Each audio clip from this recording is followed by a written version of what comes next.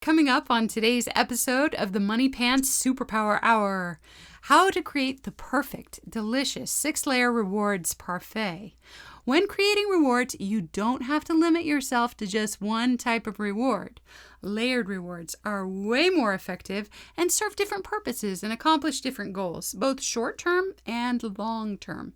We'll talk about how to use payday, privileges, treats, the job bonus, the habit bonus, and mastery points, all to help motivate every member of the family to become their best selves.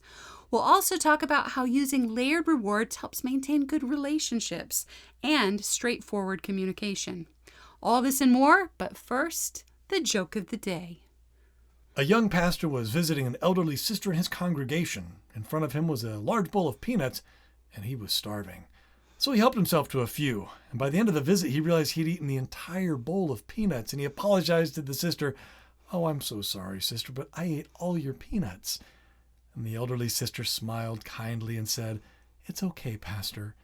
Ever since I lost all my teeth, all I could do was suck off the chocolate anyway."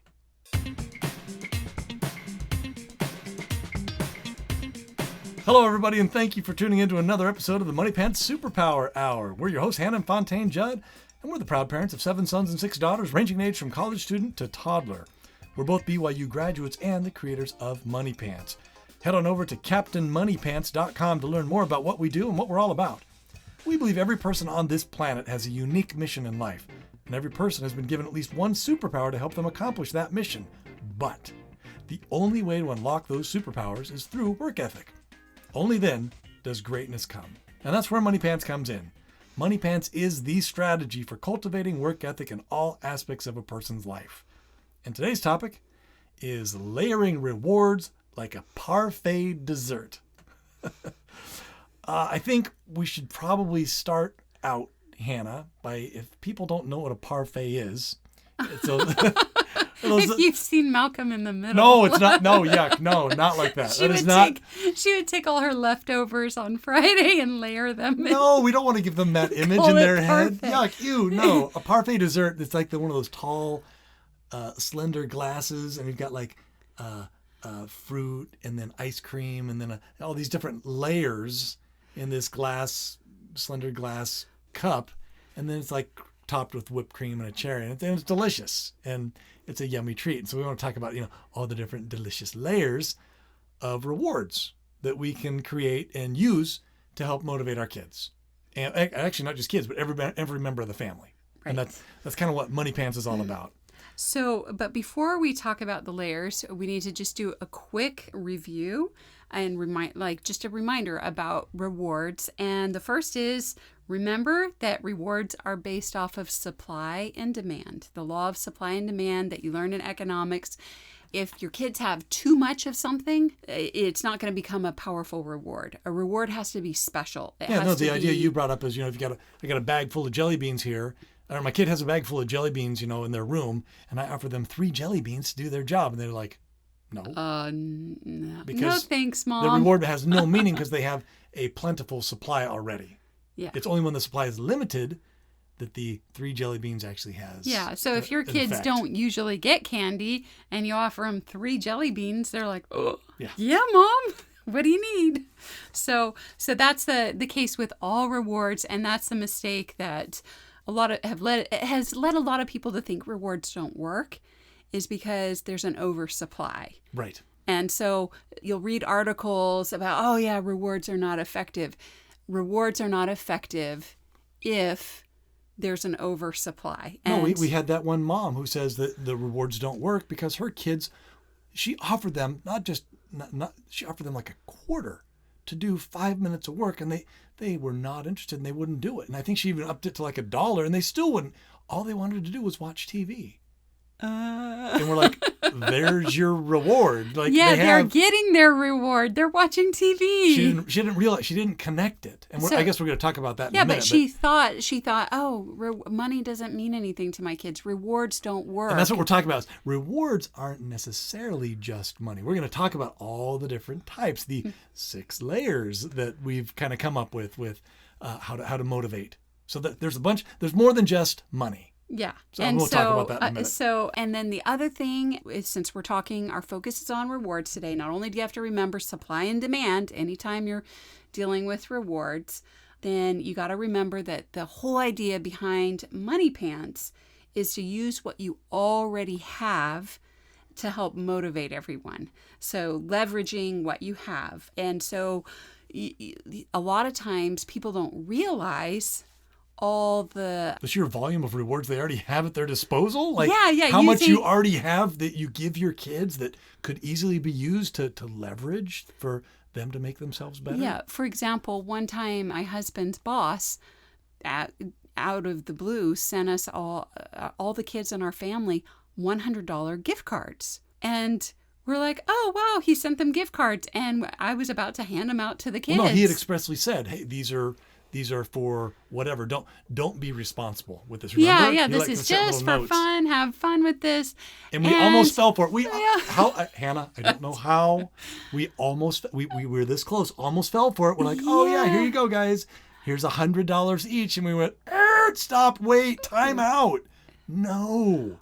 Yeah. Let's not do that. So this is a huge opportunity for our kids to do some great things and to leverage what he was giving us. Anyway, keep going. Yeah. So we had another reward at our disposal, and we were about to not use it as a reward. And the purpose of the rewards, of course, is to help them develop their talents or help them achieve something they want to achieve, but to help motivate them. So not only do they end up with the gift certificate and that, but they also achieved something that they wanted to achieve that they wouldn't have otherwise. Right. And so like one of my kids learned how to read so he could get his $100 gift certificate. What, didn't he read 20 books or something? Was it something? It was a good amount, but it was great because then he was excited because he knew how to read. Well, no, and he had the gift certificate. But you sat him down because he was like, "Oh, how do I earn that?" And you sat down and came up with a game plan for each one of the kids. You're like, "Oh, if you do this and this and this, then if you compose the song, if you do this, if you do that, okay, let's find a way to earn this." Anyway, but it's looking at what you have, what resources you have. It's not an added expense. And so as we're going to be talking about the layered rewards, the elements of that we're going to be talking about are things that you were going to do anyway. Right. Money you were going to spend anyway, or things you were going to let your kids do anyway, but just kind of restructuring it into rewards and not letting some of those opportunities pass you. I think you need to kind of think of the family as like a river of opportunities. And you're inviting the kids to come join you. Like, we're going down this river and it's awesome and it's great. And there's all these opportunities. Come join us. And there's a constant flow of opportunities that the kids can take advantage. I think it kind of needs to be framed that way. And here's the thing, if they miss an opportunity, the river's still going. They missed that opportunity. There will be other opportunities in the future. It's not like, oh, well, too bad for you. Life is horrible and it's the end. No, there's a constant flow and you should always be creating more opportunities for your children because they should always be getting more opportunities to develop and become better. So I kind of like that idea of this steady flow of opportunities passing by all the time. And use, like you said, Hannah, use what you got. Like, we have so much. We are an incredibly rich society. We have so much at our disposal. And I kind of want to talk about that today. Like, what are some of the things, in a minute, but some of the things that we can use that we may not have thought of, that you may not have thought of as a reward that, it definitely is. That could help your kids. Yeah. So as we're talking about layering rewards, we're kind of going to talk about different ways to reward and using them all together. And the purpose of doing that is in your family, everybody in your family has a different personality. People in the family are in different age groups. You've got teens, you've got adults, you've got kids, you've got toddlers. You want something that will speak to it. Some of the rewards are going to be more powerful for different individuals in the family than others. Mm-hmm. So you want to approach it. Yeah, your jelly beans may not be a great reward for your teen, but they'll work great for your toddlers. Whereas using the car, probably not a great reward for your toddler, but it would be a good one for the teen, and so on and so forth, where different, and as you said, different personalities. Like, one kid may love social interaction and another one would love nothing more than just to be able to get on the computer. Like, they want different things because they're different personalities. Different people. So Yeah. for one, money is the ultimate motivator. Another one, social interaction is the ultimate motivator. For another one, a trip to the store is the ultimate motivator. Like every one of them is different. So why not, cast a wide net Yeah. and get as many possible options to motivate your kids as possible? Because like you said, after all, the whole goal as parents, and of course as money pants, because we're trying to support parents, the whole goal is to motivate our family members to become the best that they can be, to fulfill their unique mission in life, to develop their superpowers, to truly become who they are supposed to be. That's the whole point. And if we don't focus on that, then nothing else really matters. So that's why we're using the example of our parfait, is because one of those layers of rewards is going to speak to one person, and another layer may be more exciting to another person. So let's get into it. Jump into it? Yeah, let's get into it. I'm just going to briefly go over the 6, and here they are. There's payday, number 1. Privileges, number 2. Treats, number 3. The job bonus is number 4. The habit bonus is number 5, and then mastery points is number 6. Those are the 6 layers that we came up with. The 6 different layers of a rewards parfait. And so do you want to talk about payday, number 1? Well, payday is the most obvious one. Obviously, you're using money pants. The kids are marking points.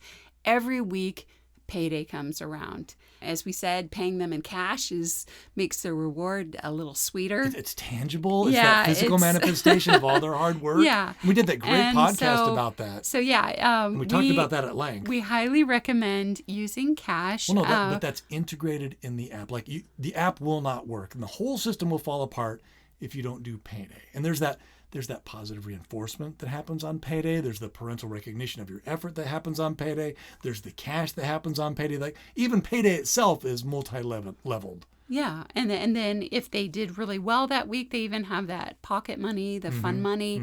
And it's every week though. It's consistent. It's every week, something to look forward to, and that ends their week on a positive note and gets them ready to start a new week. So I don't think we need to talk much about payday because we've done a blog on payday. But the second one that you must use are privileges. Yes. Privileges. Okay, Hannah, Don't you and I use this. You and I use this on a constant basis. We just used it today. We just used it an hour ago. We just had lunch and we told the kids, hey, if everyone, No, the kids wanted to go on a bike ride. They said, hey, can we go on a bike ride? We were in the middle of lunch and they're like, hey, after lunch, can we go on a bike ride? And what did we say? We said, absolutely. It's a great idea. Great idea. If you get your after meal chores done. Yeah. Okay. And so, to my complete surprise, 2 of our kids, our 2 7-year-olds went, kind of dropped the ball and went outside and were playing on the swing set. It was it's not normal. That's not what normally happens. But for some reason, there was a disconnect. And so then when the job inspector came around and said, you didn't pass, they both came to us and they're like, Mom, Dad, can I go on the bike ride? And we had to say, no, it was contingent on you. I'm sorry, but taking care of your... we actually turned it back to them and said, did you do your job? And both of them were like, no. They're like, well, there's your answer. And that's a bummer because I thought you wanted to go on a bike ride, but apparently not because you didn't do your job. And it wasn't like this is a new concept. It was just kind of a... They're like, but what if I do it now? No, job time's over. Say, well, maybe tomorrow you can try again, but don't do this again, all right? You go take a rest in your room, go read a book or whatever, but you can't go today because that was the reward for getting your job done, But there wasn't an argument like, how could you? Or they knew. Yeah. And they both, little tears welled up and they're like, oh no, I don't get to go. And the thing was though, they weren't mad at you and me. No. They were just disappointed because they're like, oh wait. What have I done? What was I thinking? Yeah. So, so I want to talk about that where anytime there's this question, Dad, can I, blah, blah, blah. Mother, may I, blah, blah, blah. That's an opportunity. That is an opportunity for your kids to earn a privilege. Yeah. Mom, will you take me to the store? Will you take me to the outlet? Will you take me to the mall? Can I borrow the car? Can we go on a bike ride? Like all of those are opportunities. Yes. And don't let those slip away. Okay? Will you take me to soccer practice? Will you take me to the soccer game? Blah, blah, blah. All of those should be contingent because those are privileges. Those are not rights. Those are not absolutes. Oh, can I get on the computer? Will you log me into the computer? Say, I'd love to. Is your job done? Is your weekly job done? Have you done your piano practice? Have you written in your journal? And you can look at it's right there on the app. You can look and say, oh, well, you haven't done such and such. Why don't you go do that first? Yeah. Oh, can I go to with so and so this weekend? Absolutely. Oh, no, Hannah, the best are when they get invitations to go and do things. You're like, yeah. Yeah, because you want that. Oh, as a parent, you fun. want that. You want your kids to be social. You want them to be outgoing. You want them to have friends. Just make it contingent on them contributing at home and bettering themselves. It's great where they're like, hey, I just got invited this Saturday to a party at Callie's house. Can I go? And we would say, absolutely. Here are the requirements. No fees. Oh. Ooh, no fighting. No fighting this week. And that's 3 days from now. So just so you know, no fees. You have to have earned your habit bonus, and your Saturday job has to be done before you can go. And the kids will be like, oh, really? Yeah. I'll take you. You can go, and they'll be all excited about it. And you want them to go. You're encouraging them to go because that's a good thing. Yeah. But now they're motivated. They already had motivations though with payday. They're getting paid, and they're getting these habits and things done, and they're getting money for things that they want. But this is that added layer of and these privileges, these social interactions, these parties are a privilege on top of that. Yeah. So always link privileges like that back to the app. Oh back my goodness, to what yes. they're And doing. encourage and be really sneaky. Encourage your kids to be social. Yes, you want that because you want them to be constantly invited to things because then that's the more opportunities they have to ensure that they're on the right track.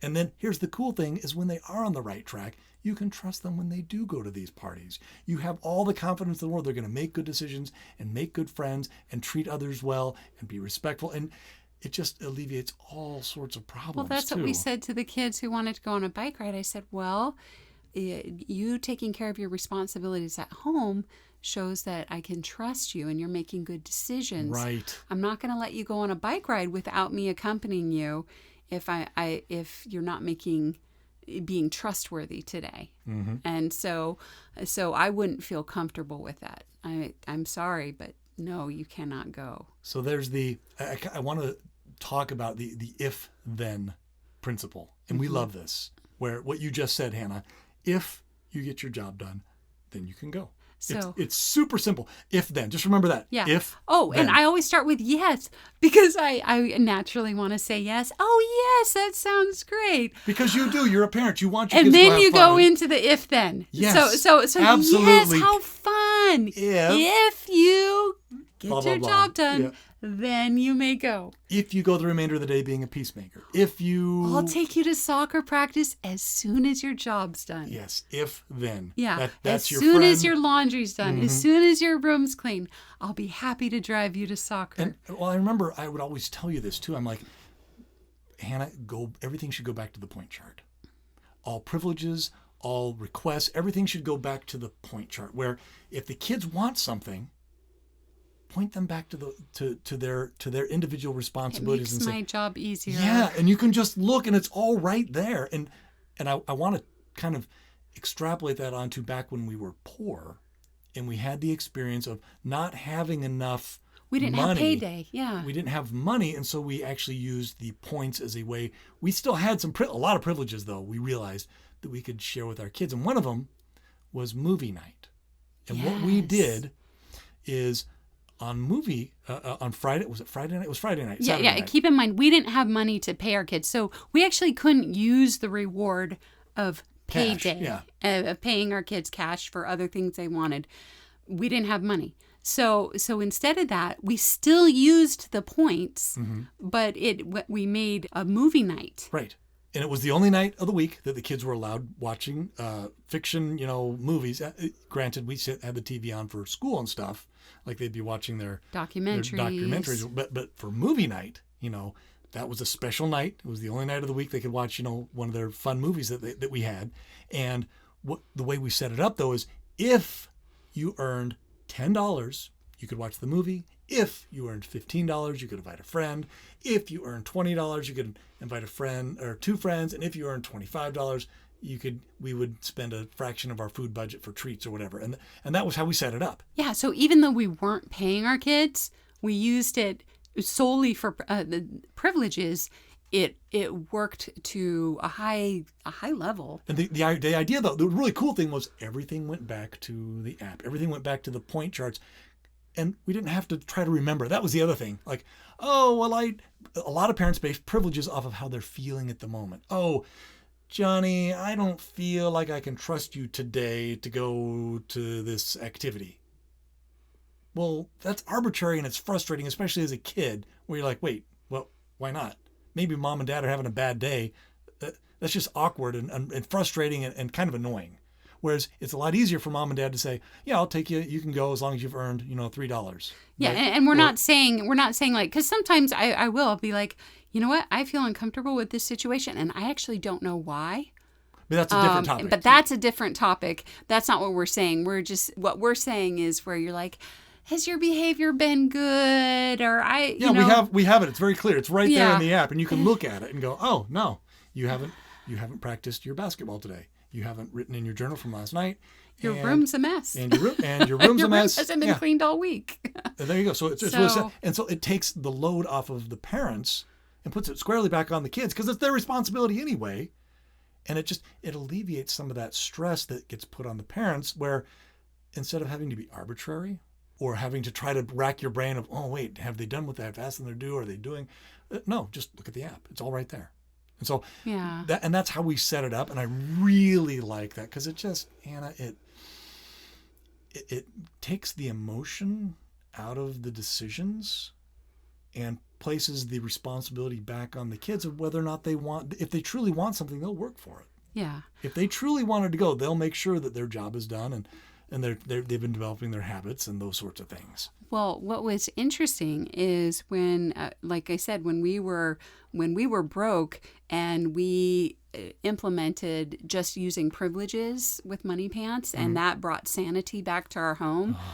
Later, when things became stable again financially, and we began paying our kids, the kids came to us and said, we miss doing this. We really enjoyed having the movie night where we had to earn a certain number of points. That actually helped us out. Yeah. Let's do that again. So then we combined it. We layered the rewards where, you got paid and you could earn this movie night. And it made it more fun.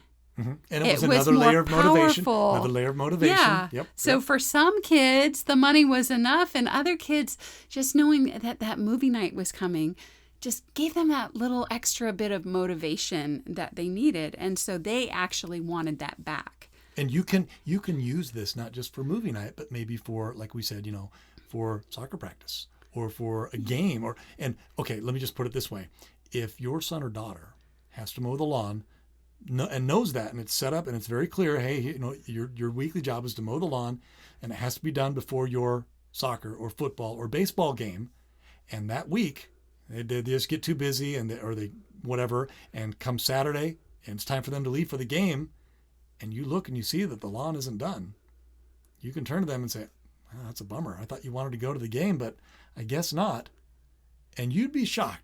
One of two things is going to happen. Either they're going to start bawling and they're going to try to manipulate you. Oh, well, I didn't know, and that's not fair, and you're such a meanie. Or they'll race and go and try to do it last second. But whatever the case, as long as you stick to your guns, and we'll talk about this in a minute, as long as you stick to your guns and don't chicken out and give them a pass, as long as you stick to your guns and say, nope, I told you, I'm not a liar, I don't lie. I said that I would take you if you would be allowed to go if the lawn was mowed. The lawn is not mowed. I cannot take you because I'm not a liar. The kid the next week, guess what's going to happen the next week? They're going to have it done the day before. Yeah. They will. Now let's take it to the flip side, though. What if you did give in? What if you did say, I'll take them this one time? What if you just taught your children? What if you just taught your son or daughter? That tears and manipulation work. You can negotiate consequences, but also you're dad a liar. Or mom is a liar. And we're going to talk about that. That's a whole other topic that we're going to talk about in the future about the three nevers And one of them is to never, never, never lie. Yeah. And we'll get to that, but there's a lot of power there in just sticking to your word. Yeah. And use it, and in combination with privileges. Again, and it's got to be very clearly set up. There can't be any confusion. Be very clearly set up what's expected. And again, that's where the app is. I find that to be very helpful because it's there. It's written. It's right there. It's on the app what their responsibility is, and you can type in the description. Has to be done by such and such a time on Saturday, and there's no confusion. So that then when it's not done, you can say, "Oh, that's a bummer. I thought you wanted to go to your game, but I guess not." Well, one of the things that helps when you're doing money pants is because normally you're like, if they don't go to the game, that's a punishment to me. I paid for that. Right. But with money pants, you didn't pay for it. They did. Yes, because they paid for the. And they have so much skin in the game. Yeah, they have skin in the game. So it kind of like gives you that little bit of breathing room where, hey, no, this is your thing. Yeah. I mean, it also helps to have a big family where you're like, okay, one less practice to go to. I'm okay with that. Oh, that's terrible. No, but like for me, I'm like, I'm fine if Hannah, we don't go to soccer practice. It's up to you, though. I've heard moms of 3 kids complaining about all the different practices. Could you imagine having 13? Yeah. No, they're just like, I'd be pulling my hair out. Yeah. So it doesn't rip my heart out if they miss practice that day. Oh, it's your decision. But I'm willing to take you if you've done this. Mm-hmm. I don't necessarily want to, but I'm willing to. And we've had a few kids who wait to the last second and race around. But as long as we stick to our guns, they know when mom and dad say something, they will stick to it. They will not change their minds. Yeah. And if they're late to practice because they were getting their chores done or whatever, let the coaches handle that. Right. And we've usually, done that as well. Hopefully the coach will have them running an extra lap. If the coach has a modicum of intelligence, he'll be like, oh, you're late because you didn't do your family chores. You're late because you were shirking on your responsibilities at home? Okay. Well, we have ways to deal with that. And hopefully you'll get that social reinforcer from the coach or the other people that you're handing your children off to. And if not, you might want to look for a different coach. Yeah. You want to be careful who the teachers and coaches are, that they have a little bit of sense in there. Because if they're undermining you and they're like, oh, your parents did that to you, what horrible parents, you're like, oh, well, I guess we're done here. We're not, because that's not what you want. But that's a different topic. Yeah. Okay, so that's number 2. So the first one was the first thing that you can totally leverage. And that first layer that we talked about was payday. The second layer was privileges, and that's a huge one. And there's basically no end. There's no limit to the different privileges that you can use to your advantage. The third one, though, is kind of related, and that's treats. And there's a reason why they're called treats, because they're supposed to be rare. They're special. They're uncommon. They're not regular. They're a treat. And I think, again, and I keep harping on this, but I think I need to be very clear. We live in a very rich society. Even 50 years ago, kids didn't have access to all the great things they have today. The other day. Yes, I know what you're going to say. The other week, I took my son Falcon shopping. He's 12 years old. And he's a very perceptive kid. I had got a box of the Little Debbie snacks, the Nutter Butter bars. Is that what? Nutty Buddy bars. I think Nutty Buddy? Yeah. They're those chocolatey, they're like Twix kind of with chocolate in the middle. Yeah, and it has Little Debbie up in the corner. And it says, oh, Little Debbie's been around since the early 1900s. 1928. Yeah, something like that. And my son was looking at this, and he was studying the picture of Little Debbie. And then he shakes his head, and he goes, Mom, I don't think this picture is very accurate.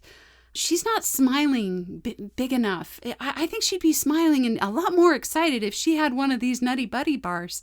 Back then, they used to think raisins were treats. So a Nutty Buddy bar would have been like this gourmet dessert. Is it my birthday? In comparison to, the raisins that they used to think were treats. I thought that was pretty perceptive of him to pick up on that. So, but yeah, like nowadays, even when I was a kid, oh my goodness, we got a treat once a week. And then as I got older, it was like we had treats stuffed in our freezer all the time. We had treats after lunch, treats after dinner, and just, anytime we wanted a treat, we could have a treat. And it wasn't a treat anymore. It was like the meal, part of the meal. But the thing is, it almost became like an expectation. Like, hey, where's the ice cream? Yeah. Okay, time out. See, if that's an expectation in your home, you may want to just take a step back and go, tell you what, we're going to make these special. We're going to make ice cream or candy or whatever it may be as a treat in our home.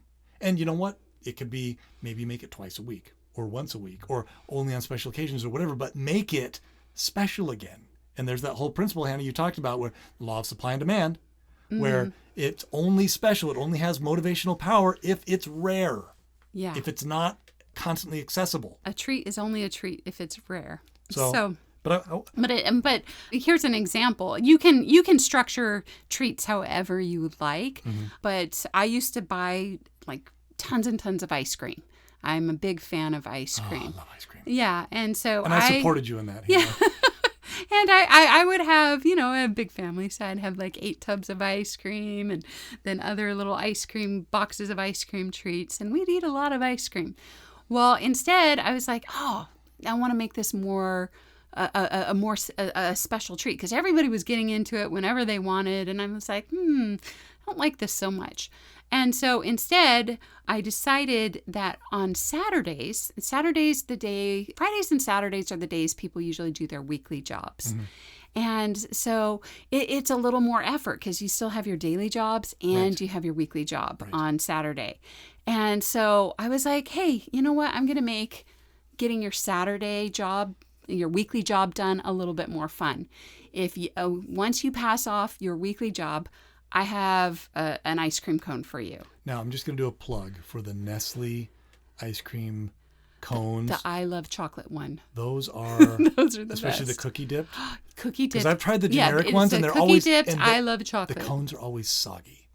And Yeah. the only ones I've found that I can stomach are the Nestle ones, and I don't know what they do, but the cones aren't soggy, and they're they're The texture's right. Yeah. So I'm not affiliated with Nestle in any way, but I just wanted to put that plug in there because Nestle ice cream cones are so good. Yeah. Okay. So anyway, it made it more fun where the kids Friday morning were like, I'm getting my weekly job done. And there's that extra motivation. Yeah. Okay, Hannah, they're already getting paid well for their weekly jobs. Yeah. But it's that's already good money. But it was an immediate something that just helped them through another layer of rewards. Yeah. Yep, exactly. And then when I take the kids on outings, I sometimes get them ice cream when we're on like a weekly outing. But that's it.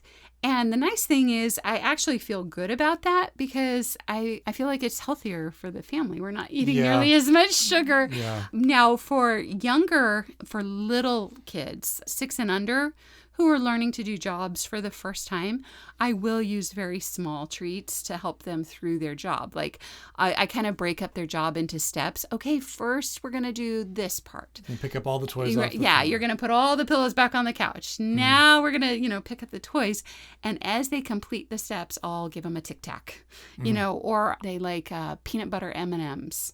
Those are popular too. Or you can also use any snack food that you feel comfortable you giving said your kids. like Cheez-Its or popcorn. Yes, but you can only use it for that. And there has to be a limited number. Yeah. And you set them up. And here's the cool thing, and we'll talk about this in a future podcast, how to motivate toddlers. Because Hannah, you have this down to a science. Oh, yeah. What you do is you set it up ahead of time. He's like, here are the 5 jelly beans you can earn.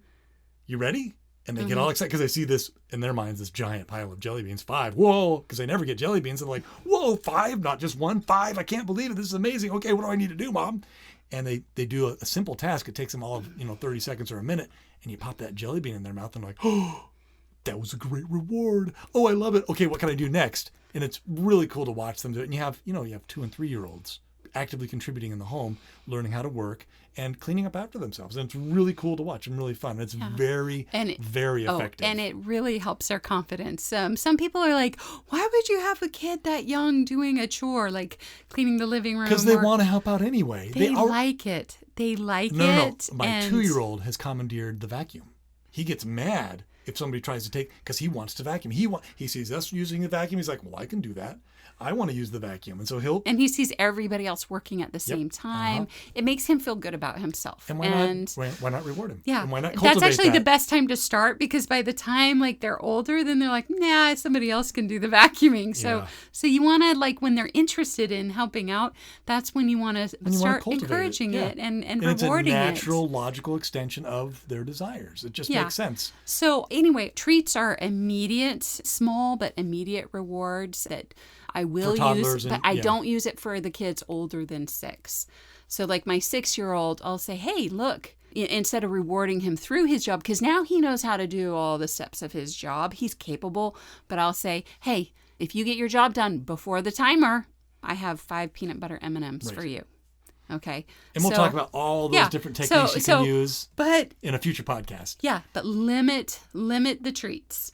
Limit the treats and make them powerful, and use them to layer your rewards. All right. Layer number 4, and this one's a big one. This is a very important one. The job bonus.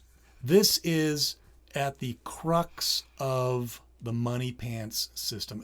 If we are all about creating an environment in which a person can develop work ethic, if Money Pants, its end goal is to help every family member perfect their work ethic, then the job bonus is that layer or that tool specially designed to help us accomplish that. And the idea is, it's built into the app. And the idea is you get your job bonus by doing your daily jobs, all of them. If there's more than one, it's all of them, rain or shine, without missing a single day. That's how you get your job bonus. Yeah, so you do your job every single day. No missing, no unexcused. You do it every single day, rain or shine. And only then, on the last day of the week, and you click that last job is done, you'll get that da-da-da-da-da, whatever the sound you choose. You get that little notification that you got your job bonus. And it's huge. And this is why. First of all, there's that reinforcement of, oh, we're rewarding consistency. And the only way you can develop work ethic is through consistency. And there are going to be times during the week that you just don't feel like it. I know, because I have daily jobs, and there are days where I just don't want to do it, but I do it anyway because I want that bonus. I got to have that bonus. But then on top of that, it's really cool because when you get it, it's huge. The bonus itself is a large sum of money. It's 20% of your weekly earnings. It's 1/5 of your total earnings for the week. So it's a huge, like if your weekly budget, you're supposed to earn $25 a week, then your bonus is $5 just by being consistent with so you get $5 for doing your job, but then another $5 for getting your bonus. So it doubles your money for doing your job. And it's huge like that. And we've designed it that way. And we notice that's a powerful motivator for consistent effort. Yeah, even when you don't feel like it. And I guess the flip side would be not getting that bonus or losing that bonus is a strong motivator to not lose it. Meaning, oh, I'm going to lose out on $5 because I wasn't willing to work for 30 minutes. Or I'm 15 minutes into my job. I'm tired. I just don't feel like it. Oh, wait, I'm going to lose $5. It's only 15 more minutes, or I only have to wipe the table. I'm almost there. Like, it's that motivator that really helps in the long term. And that's what ultimately leads to developing that work ethic, where you plow through, you power through, even when you don't feel like it, even when you're tired, even when you're just not in the mood. And that's really at the crux of the app.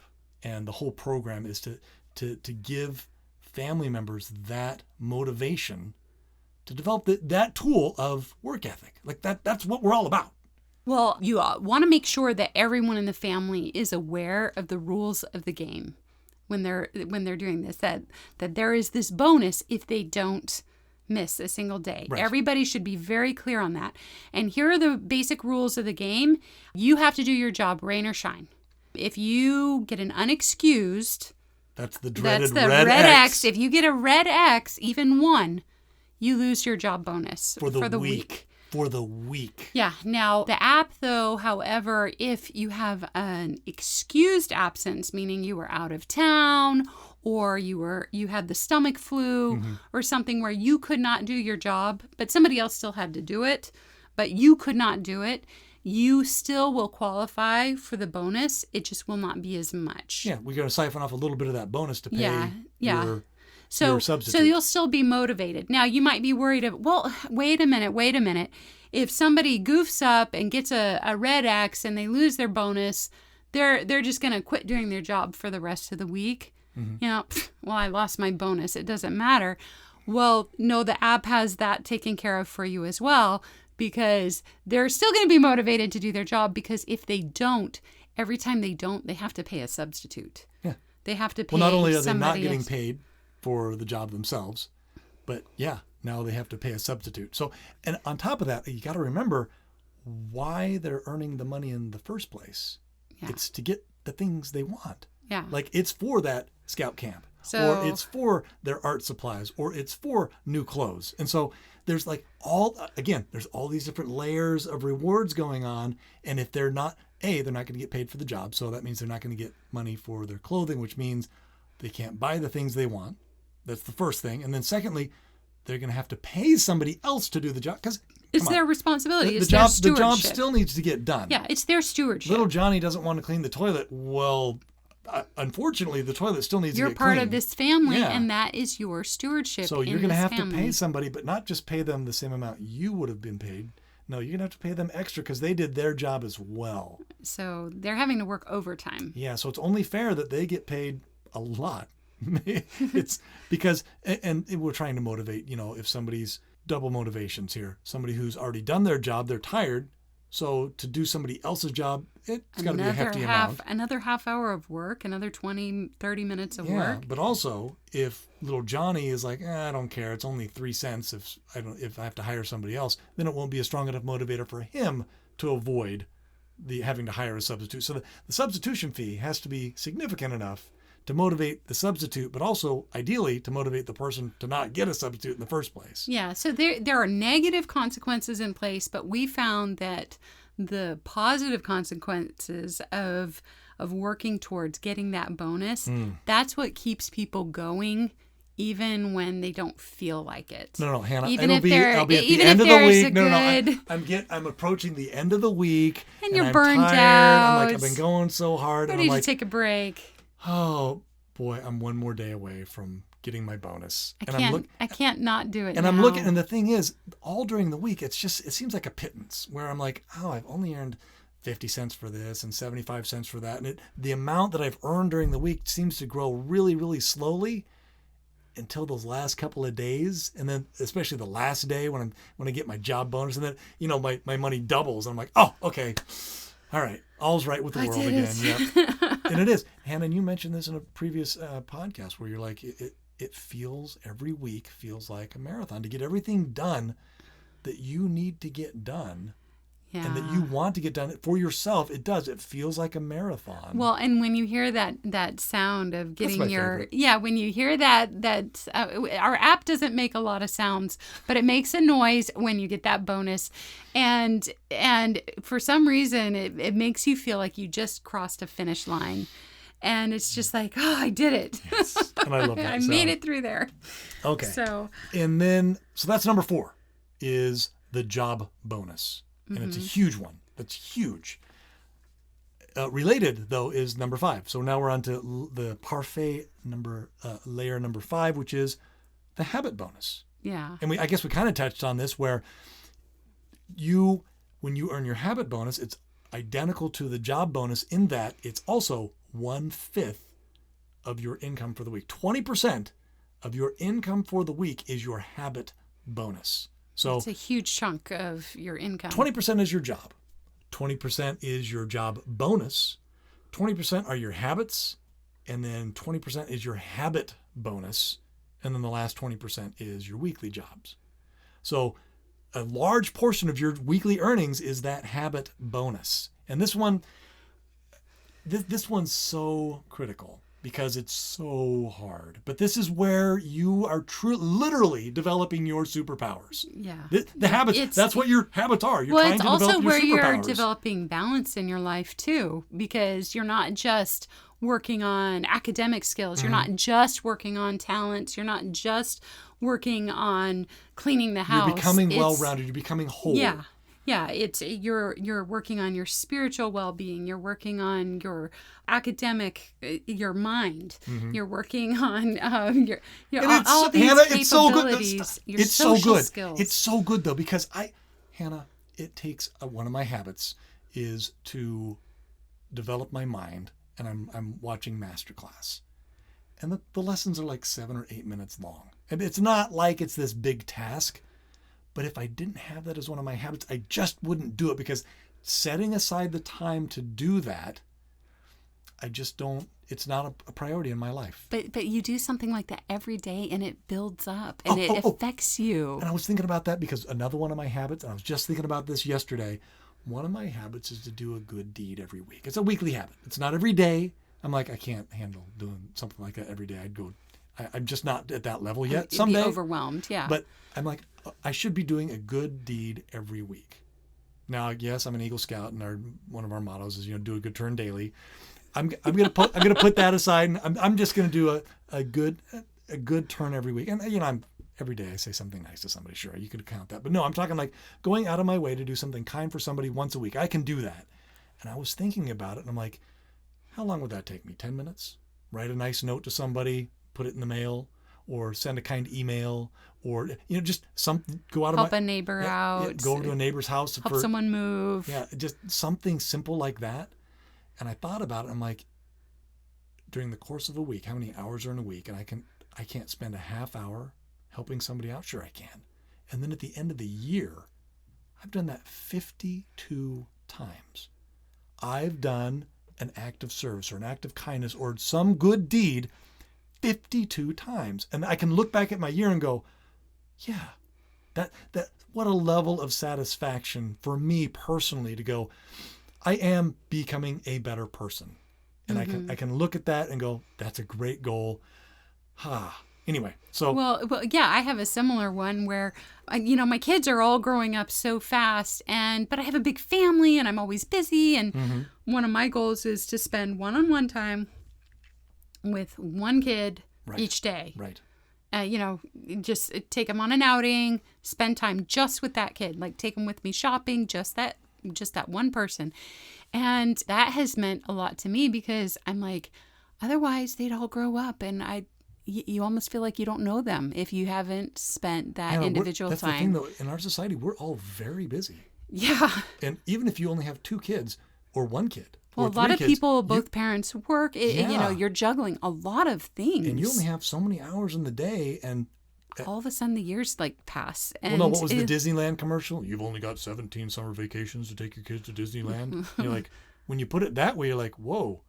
And I never thought of that. I've already used up 12 of them. I've only got 5 left. Oh my goodness. Yeah. Yeah. So where it goes by quickly, and so having those habits in place and working to achieve them, yeah, I'm getting paid for it. Yeah, but I have these little motivators in place, but ultimately me doing the habit it gives me such a high level of satisfaction. Right. And so that's how all your habits should be, where they're things that you want to see yourself doing.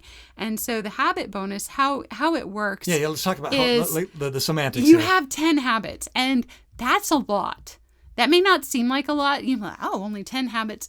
It's actually a lot, and it's very, very difficult to get all 10 of your habits done every day. It's very difficult. Confession time. I have never gone an entire week where I did 100% of my habits. I've never done it. Yeah, it's really hard. It's really hard. I have never really hard. And I have and just so you know, I have habits like brush my teeth. That's one of my habits. Now, I almost always do that one. Valkyrie's is eat fruit. So.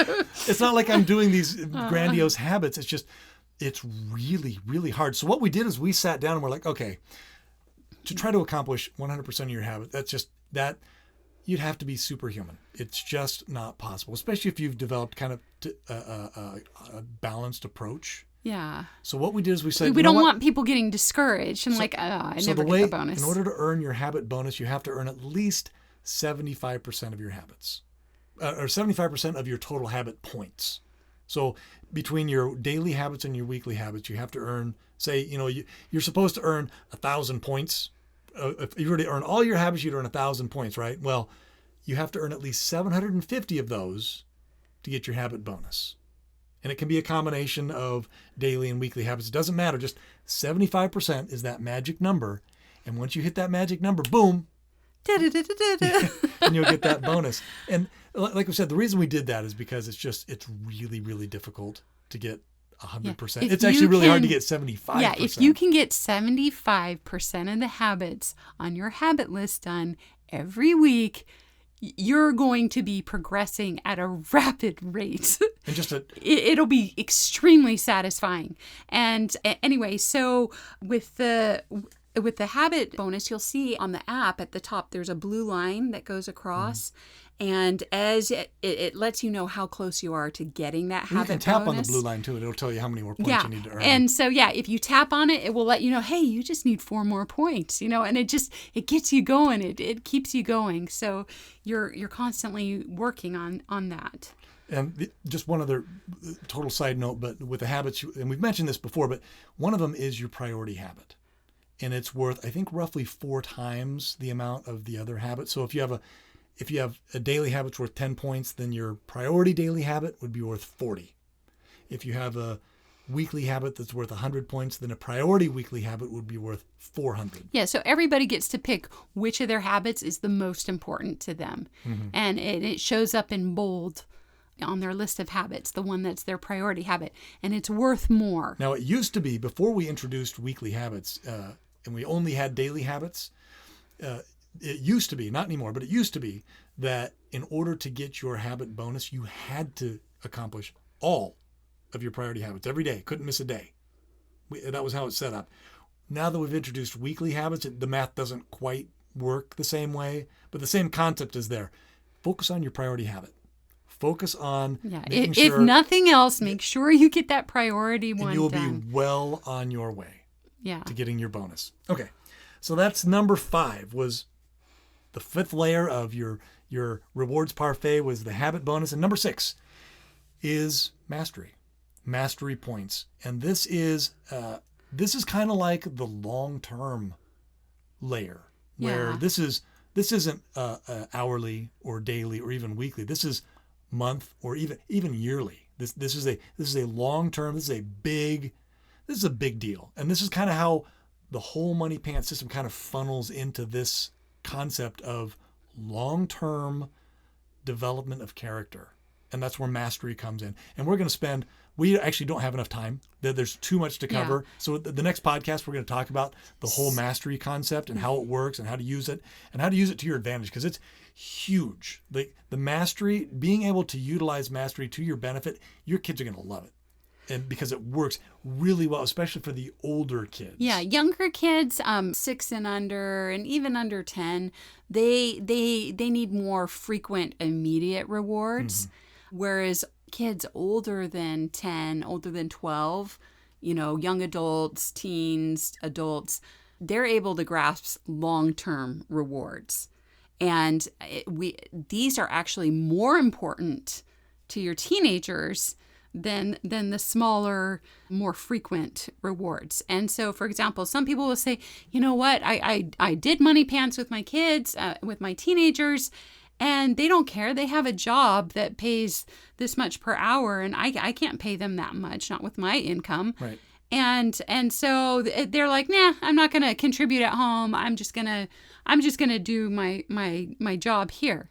Well, so for teenagers, A, the privileges are a big deal. Yes. But B, having a long-term, having the bigger goals makes a huge difference for them. So, for example, our son, when he was 12, he was a little bit behind in scouting. And we wanted him to get his Eagle Scout award by the time he was 16. He wanted to get his Eagle. He wanted to. He was working on it. We knew, though, that after about age 16, the drop-off rate for Eagle Scouts is really steep. Mm-hmm. And so we said, you know what? Let's kind of put a cap. Because you can earn your Eagle up until you're 18. But we said, you know what? If you don't get it by the time you're 16, you're probably not going to get it. I think it's like 1% after age 16 get their Eagle. It's like really low. So we're like, tell you what, we're going to set it up so that we're going to give you this great reward for if you get your Eagle before you turn 16. And we knew it was going to be hard because he was already behind. And I was working crazy hours and I wasn't able to give him the attention I needed. And we knew he needed that. And we were financially struggling. And so we couldn't even give him the financial support. Right. for the camps and right, because things camp like was like that. $350 Yeah, the registration. And so we said, look, we have this cool car in the garage. It doesn't work, but it's a cool car. If you get this, if you get your Eagle Scout before you're 16, the car's yours. Boom. Now, he took it from there. And so this is a 12-year-old. A 12-year-old understood delayed gratification, something that a reward he was going to get 4 years from then. So they can understand. By the time they're 8, they're starting to understand the concept of delayed gratification within, weeks and months. And by the time they're 12, we've proven it that delayed gratification can be for years. And it's what a great lesson to learn when you're young about delayed gratification. And so what he did, he worked very hard. And we're not going to go into the details, but he got his Eagle before he turned 16. And we handed over those keys. And in hindsight, we don't recommend this. We should have framed it a little differently. We should have said, if you get your Eagle before you're 16, you'll have access to the car. And once you move out. And then when you move out or go to college, then you can have it. That's what we should have said. We kind of framed we were rookies. We framed it off, just a little off, but the concept is correct. Yeah. And most parents, they want, they have a car. They want to give their kids a car. They're planning on giving their kids a car. Or a trip to Europe. They want them to go on the high school trip to Europe with their Spanish or with their, French class, whatever, AP Euro class or... there are things that you want to give your kids anyway. Anticipate that and know that you're planning on doing that, and then set it up. Right. Set it up. Say, hey, these grades. Leverage what you already have, what you're already planning on doing. That river of opportunities is already flowing. Why not leverage that to your advantage? Yeah. When your kid turns 15, don't go get them a car for their birthday. And just hand it to them. Horrible mistake. Well, no, you're missing this opportunity. Yes. Where, wait a minute, how about the car and all the skills that an Eagle Scout developed? Yeah. Give that to your kid as well. So they're not just getting something, they're getting character, developing character and talents and a well-rounded abilities that they get through going through a program like that. And so you could do the same thing with music. You could do the same thing with school and their progress in school, but set a long-term reward. And then when they fill in their habits, they'll fill in habits that support that. Right. And they're going to be very invested in making sure they are achieving. And I like how it's all integrated. Habits. I like that a lot. Yeah, but then like with our son with Scouts, he was also motivated to earn the money each week to pay for the Scout things. Right. And then during the summer, he took his own initiative and started mowing lawns to earn extra money. Oh, it worked really, really well. And having these long-term rewards set up is a very strong motivator for long-term work ethic and development of talents and abilities. Yeah. Okay.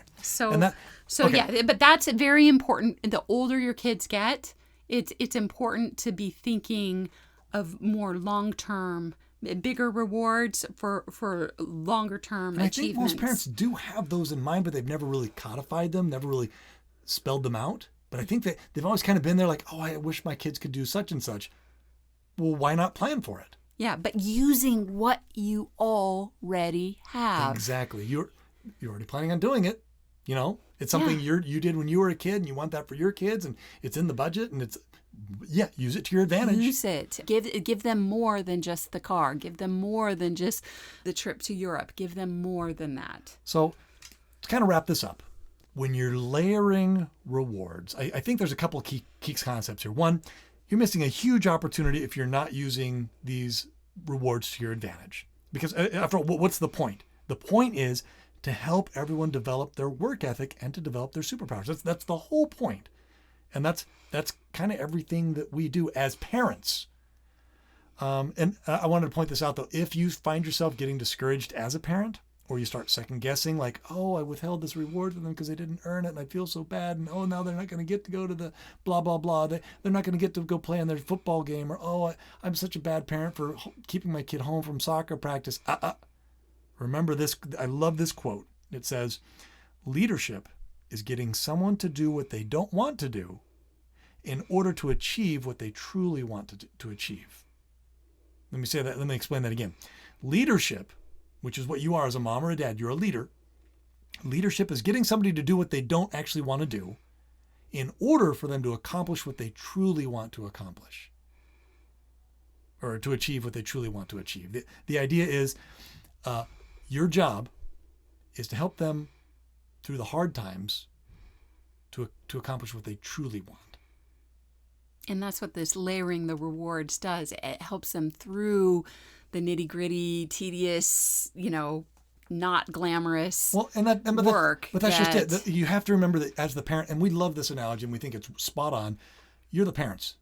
You're not the peer. You are the coach. You're not the player. Your kids are the players. You're the coach. As the parents, you are the leader. And so it's your job to be a leader and to lead and to set up these rewards, but also to stick to it.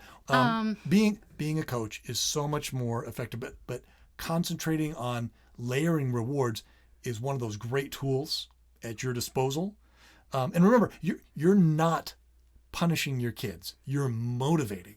And we got to get away from the punishment mentality. It is not about punishment. The point is to give your kids bountiful opportunities to develop into who they can be and let them pick and choose how many of those opportunities they want to take advantage of. And then when they don't, you can be genuinely disappointed of, oh, man, I really thought you wanted to go on the bike ride, but I guess not because you didn't do your job. And you can be upset and disappointed because oh, wow, I really thought you wanted to. And that's one of the great things about it and I guess we should talk about that. What are the benefits? What are the benefits of using layered rewards? And that's one of them, is no anger. Your kids, it's up to them, where they're the ones who get to choose the reward. And it eliminates fights and arguments, which is really cool. Like they can't get mad at you. When we told our kids they couldn't go on the bike ride, it wasn't my choice. It was their choice. Like they have nobody to get mad at except themselves. Yeah, and it's nice. I'm not mad. They're not mad at me. It actually preserves your relationship.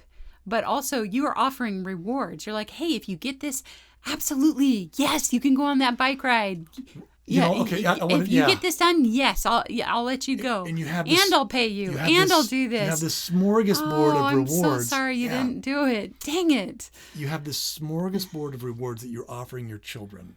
Mm-hmm. And sometimes when they don't do something right, or they mess up, or they break a family rule, or whatever, or they don't do their job, the punishment is simply the lack of reward. It's That's the best. It really is. I think God works that way, actually. A Well, lot of times he has all ways. those blessings, and how many blessings do we miss out on? Because we didn't I think a lot of times that's it. I mean, he has the punishments in his pockets too. He might smite you. But... He's got the smite button. He's got his finger on that smite button. Yeah, but I think most of the time I it's agree, like, hey, Hannah. I think he's got all these rewards just waiting for us to, they did that thing good. Yay! All right, Angel Bob, go give him that reward. Yeah, it's not so much the punishment as you missed out on the rewards that could have been yours. So I think it's a true principle, like a good way to run the home. It's a good way to run the home. It's a good way to lead your family. It's a good way to establish relationships too with your children. Mm-hmm. It's just a correct principle. Another benefit. So one of the benefits was they don't get mad at you, but another benefit is you don't get mad at them. And you just said this, Hannah, where you don't have to get mad at all. Where you say, "Oh well, I'm really bummed. You didn't." You can be sad with them. Yeah, I'm bummed you didn't go on the bike ride. I actually am sad. I would have loved for you to have gone. I'm really That's bummed. Disappointing. You must feel so disappointed. I'm really bummed you didn't get to go to your soccer game because I know you were starting forward this week. Aww. That really, how frustrating. Well, I hope you remember it, and I hope you learn from this. And next week, I'm guessing, I hope so, that you're going to do your job. I mean, I know it's up to you, but it really is. That's a real bummer. I'm really disappointed for you. Or, wow, I'm really bummed that, you can't use the car this week. And I know it's the big dance and, but we set it up that you had to do these things in order to use the car and you didn't do them. Boy, that's too bad. That's disappointing. Yeah, and you can be sad for them, but it gets rid of manipulation both ways. Right. Them manipulating you or you manipulating them and, nagging them or, putting them on guilt trips or anything like that. No, it's just very straightforward, which is refreshing. And it reminds me of, I had a class, I think it was my sophomore year, and the teacher, I had missed a question on the test, and I went to the teacher, and it was the difference between an A and a B. And I went to the teacher, and I'm like, I knew the answer, I misread the question, I'm sorry.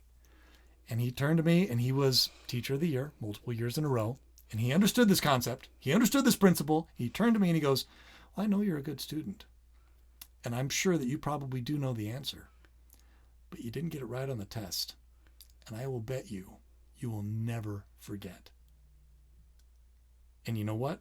He was right. The question was, do all living things respire? The answer is yes. That was 20 years ago, but he was right. And he didn't back down, and he didn't cater to my, but I knew the answer, and I just wrote it down wrong. Nope. He understood this concept. Stick to your guns, never lie, and consequences are your friend. And he wasn't a jerk to you. And he wasn't a jerk to me.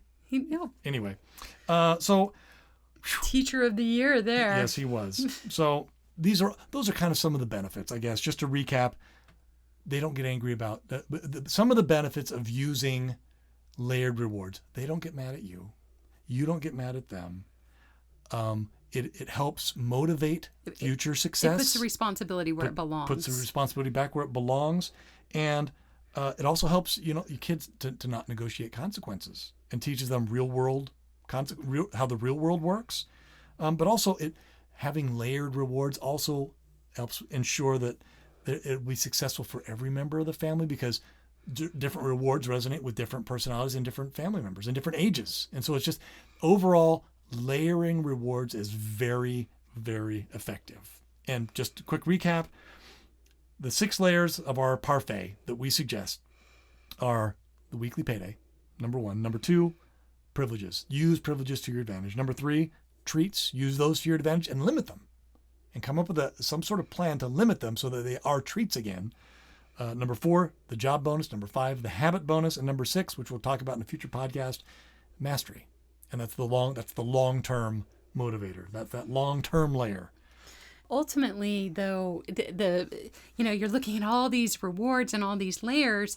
Ultimately, the biggest reward is actually them being able to succeed at anything that they want to, developing their talents, getting good grades, playing the piano, getting into the college that they want to go to, getting good at basketball. And they're going to find that anybody who hires them, they're going to notice that these kids have a work ethic. Your kids may cause all sorts of trouble, but when they go out of your house and they decide to put their mind to something, they're going to have the work ethic to succeed where... No matter what they do. Yeah, no matter what they do. If an opportunity comes their way, they're going to know what to do with that opportunity. And so I don't know if to say that's the cherry on top of the parfait of seeing it all come together and you being able to be successful in your life and at anything you want to work on, and knowing that, having that confidence to be able to achieve it, having all these abilities, talents in your pocket. Right. It's kind of the overall treat that I don't know. I guess the analogy kind of falls apart yeah, at that level. But the idea is it's the brownie at the bottom of the parfait. No, it's the whole treat, the whole caboodle is the parfait. It's becoming you. It's becoming the best version reaching of you your that potential. You can be. Yeah. And that's so satisfying. That gives you so much confidence and so much satisfaction. That's the ultimate benefit of layering rewards, is that you become who you can and should be. You're fulfilling your unique mission. We talk about that, but that is really the whole idea, is to become whole and complete and who you are and accomplish what you're supposed to be doing. And I did want to point out that we missed one point And that is, when you learn this work ethic, and as we have all these different layers to help motivate, you also become more effective when you serve and when you are helping other people. And we've noticed that. That's right. We've noticed that kids who, doing service projects and stuff like that, the kids who were taught to work at home. You can't give what you don't have. If you don't know how to work, you can't help other people. You can't do good in the world if you don't know how to work. Those are our thoughts about layering rewards and how to effectively do it. And I think a lot of those we've included in the app, and we've tried really hard to make it fair and reasonable. Obviously, you don't have to have the app to do all these things, but hopefully, you'll be able to implement some of these ideas, because if nothing else, do the privileges. Just start layering privileges and treats to your advantage. Yeah, that'll make a difference. And help your kids become who they should be. And that's it. That's all the time we have for today. If you like what you hear in this podcast, please tell your friends. They may want to listen too. And if you have a suggestion for a future podcast, go to our website under support and then click contact us and send us an email, and we'll jump right on it. And that's it for today. Enjoy some Falcon Jasper Monster Mayhem. We'll see you next time.